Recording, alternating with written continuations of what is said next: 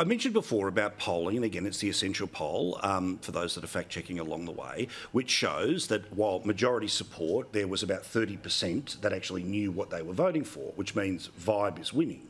Your argument is going to be one about the Constitution, about process, all the rest of it. But if the vibe is winning, how does one counter the vibe with the more boring side of the chat? Well, I think, Paul, before, months before any election, people are getting on with their lives, they're busy, they're running kids around to sport and working and all the rest of it. And they start to focus in on a campaign closer to polling day. I do think it's important for us to have a proper debate, because we are talking about a proposal by the Prime Minister here, which is about a big new bureaucracy. It's not about helping people on the ground. There won't be practical outcomes here. And it is going to be, in terms of what he's proposing, the biggest change to the Constitution, to our foundational document since Federation.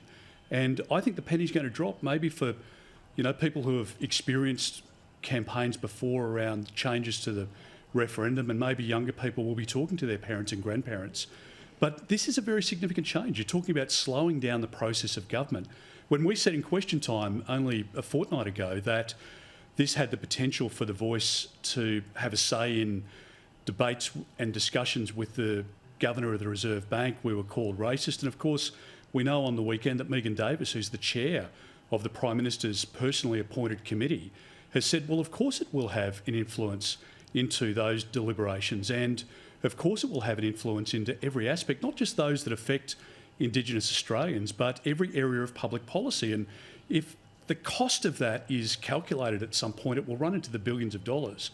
And it has the potential to grind down the process of government and change our system of government, our democracy, in a way that we just haven't contemplated in our country's history. And I think once the penny drops on that, surely people must say, actually, I think it's too risky. I'm not going to go with it. I want a better outcome for Indigenous Australians, but I'm worried that the Prime Minister is just taking us too far.